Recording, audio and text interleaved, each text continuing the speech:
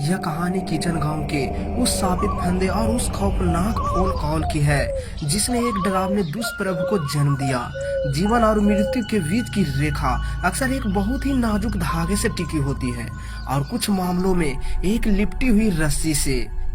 यह दावा करते हैं कि भूत केवल एक बीमारी, दिमाग या डर की उपज है, लेकिन हम में से जिन्होंने किचन गांव के अंधेरे को महसूस किया है उनके लिए सच्चाई बहुत अधिक दम घोटने वाली है। यह रूह कपा देने वाली सच्ची घटनाओं का एक रिकॉर्ड है, एक ऐसी त्रासदी जो एक फोन कॉल से शुरू हुई और आतंकी की उस लहर में बदल गई जिसने मेरे दोस्तों को, पूरे समूह को लगभग खत्म कर दिया था। यह सब गुलाम नाम के एक युवक से शुरू हुआ था। उसकी अभी नई नई शादी हुई थी और पूरी जिंदगी उसके सामने एक खुली किताब की तरह थी, लेकिन गुलाम का स्वभाव बहुत गुस्सैल था और शराब के नशे में इसे और भी बदतर बना दिया था। एक मनहूस रात गुलाम अपने कमरे में अकेला था, दरवाजा अंदर से बंद था। वह अपने मोबाइल फोन पर अपनी पत्नी से बहुत बुरी तरह झगड़ रहा था। बहस अपनी चरम सीमा पर पहुंच गई। नफरत और नशे की झोंक में उसने एक आत्मघाती फैसला ले लिया। जैसे ही फोन की दूसरी तरफ से उसकी पत्नी गुस्से में चिल्लाई, गुलाम ने अपनी दुनिया को हमेशा के लिए खामोश करने की ठान ली। उसने एक काम चलाओ फंदा तैयार किया, एक स्टूल पर चढ़ा और मौत को गले लगा लिया। जब गांव वालों ने आखिरकार दरवाजा तोड़ा तो वे एक ऐसे नजारे में मिले जिन्हें विज्ञान को भी चुनौती दे दी। गुलाम छत से टंगा हुआ था, लेकिन उसके पैर जमीन में महज कुछ इंच ऊपर थे। वह एक लंबा आदमी था। अगर वह सिर्फ अपने पैर सीधे कर लेता या हाथ फैला लेता तो वह अपनी जान बचा सकता था। ऐसा लग रहा था मानो वह ऐसी स्थिति में मरा जहां बचना शारीरिक रूप से संभव था। फिर भी किसी अदृश्य शक्ति ने उसके शरीर को जकड़ रखा था। गांव वालों ने दबी जुबानों में कहने लगे कि कोई साया उसके पीछे खड़ा था जिसने उसके पैरों को नीचे खींच रहा था ताकि उसका दम घुट जाए। मौत के बाद रस्में पूरी होने के बाद गुलाम की पत्नी उस आखिरी फोन कॉल की यादों से डरकर अपना सामान समेटकर गांव से भाग गई। लेकिन जैसे जैसे दिन हफ्तों में बदले, यह साफ हो गया कि गुलाम को शांति नहीं मिली है। उसकी रूह हमारे घरों की खिड़कियां और मोबाइल की तरंगों में फंस गई थी। जो दोस्त कभी उसके साथ हंसते थे अब वे एक भयानक घटना के गवाह बन गए थे। अंतिम संस्कार के 10 दिन बाद पहली घटना हुई। गुलाम का सबसे पक्का दोस्त, जिसकी जिंदगी बिल्कुल सामान्य थी, आधी रात को अपने परिवार द्वारा छत की ओर देखते हुए पाया गया। वह एक कुर्सी पर खड़ा था, गले में रस्सी डाल चुका था और दीवार को खाली नजरों में घूर रहा था। जब उन्होंने उसे नीचे उतारा तो वह ऐसे जागा जैसे किसी गहरी नींद से उठा हो। वह डर के मारे थर थर कांप रहा था और फुसफुसाते हुए कह रहा था कि उसे कुछ याद नहीं है। बस उसके कान में एक मधुर गुनगुनाहट सुनाई दे रही थी जो उसके ऊपर चढ़ने का कुछ कह रहा था। जल्द ही वह दहशत मेरे अपने दरवाजे तक पहुंच गई। मैं भी दोस्तों के इसी समूह का हिस्सा था। हालांकि मैं थोड़ा दूर रहता था, लेकिन मेरा ननिहाल किचनी गांव में ही था और मैं अपने मेरा भाई और गुलाम के पुराने साथियों के साथ वहां काम करता था। जिस रात वह साया हमारे पास आया, हवा बहुत भारी था।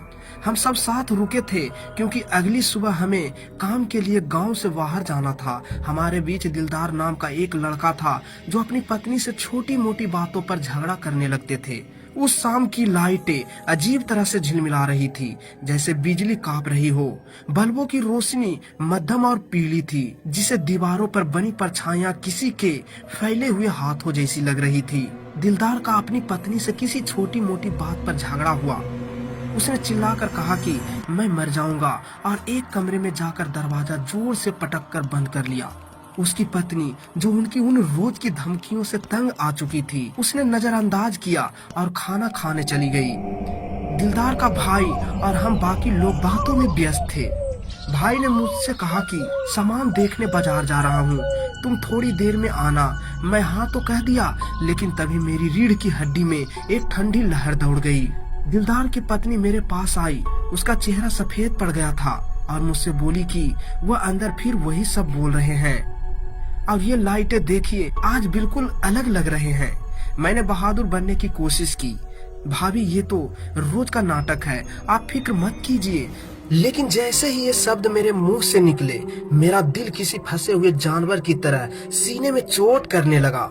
मुझे अचानक बेचैनी होने लगी कि मेरा मन चीख चीख कर कह रहा था कि उस कमरे की तरफ भागो। हवा पतली महसूस हो रही थी और दिलदार के कमरे के पीछे का सन्नाटा बहुत खौफनाक था। मैंने पास खड़े दूसरे भाई से कहा, जाकर उसे देख कर आओ। मेरा दिल बहुत जोर से धड़क रहा है, मुझे कुछ बुरा होने का एहसास हो रहा है। उसने इसे टाल दिया। अरे छोड़ो यार, ये तो रोज का काम है उसका। वो बस सबका ध्यान अपनी तरफ खींचना चाहता है। वह नहीं हिला, लेकिन मेरे सीने पर दबाव इतना पड़ गया कि मैं और बर्दाश्त नहीं कर सका। ऐसा लग रहा था मानो कोई शारीरिक बोझ मुझे उस दरवाजे की ओर धकेल रहा है। मैं अब उस डर को नजरअंदाज नहीं कर सकता था। मैं कमरे की ओर बढ़ा। मेरे पैरों के नीचे फर्श की लकड़ियां चरमरा रही थी। गलियारे का बल्ब किसी मरते हुए दिल की तरह धड़क रहा था।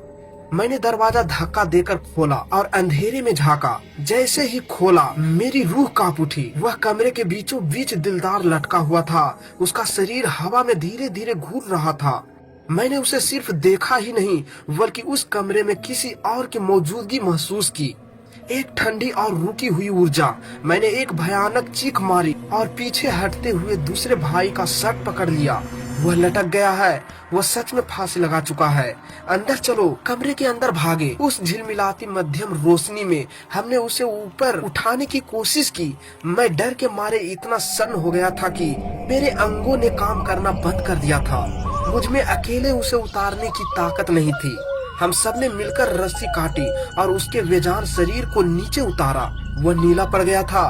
उसकी जीभ बाहर निकली हुई थी और आंखें सफेद होकर पलट गई थी। वह सांस नहीं ले रहा था। पूरे घर में कोहरा मच गया था। हम पागलों की तरह उसके गले और सीने को सहलाने लगे।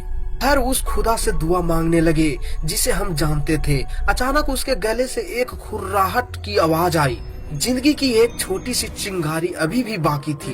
किचन एक दूर दरार गांव था और उस वक्त वहां कोई गाड़ी नहीं थी। हमने दिलदार को एक हाथ वाली ठेली पर लिटाया और हम सब ने मिलकर उस ठेली को अंधेरी और उबड़ खाबड़ सड़कों पर दौड़ाया।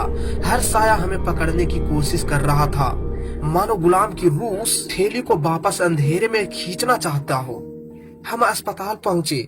जब उसकी नब्ज लगभग खत्म होने वाली थी, डॉक्टरों ने उसे तुरंत इमरजेंसी में लिया। मैं गलियारे में खड़ा था। मेरे हाथ धूल और पसीने से सने थे। घंटों बाद डॉक्टर बाहर आए। उन्होंने गंभीर होकर कहा, अगर तुम लोग सिर्फ 30 सेकेंड और देर कर देते, महज आधा मिनट, तो इसे बचाना नामुमकिन था। तुम लोग इसे मौत के मुंह से वापस ले आए हो। उन शब्दों का बोझ आज भी मेरे ऊपर है। अगर मैं दूसरों की बात मानी होती, अगर मैं 1 मिनट पहले काम के लिए निकल गया होता, तो दिलदार आज जिंदा नहीं होता। लेकिन यह डर उसके ठीक होने के साथ खत्म नहीं हुआ। अगले महीने में हमने अपने दूसरे दोस्तों से भी ऐसे ही कहानियां सुनी। रस्सी ढूंढने की अचानक इच्छा होना, फोन पर गुलाम की आवाज सुनाई देना जब कोई कॉल नहीं कर रहा हो, और कमरों के कोने में सायों को खड़ा देखना। मैंने आखिरकार किचन छोड़ दिया क्योंकि वहाँ की हवा भारीपन अब सहा नहीं जा रहा था। मैं अब अपनी गांव में आ चुका हूँ। अब मुझे उस गांव में जाने का आत्मा भी नहीं करता है।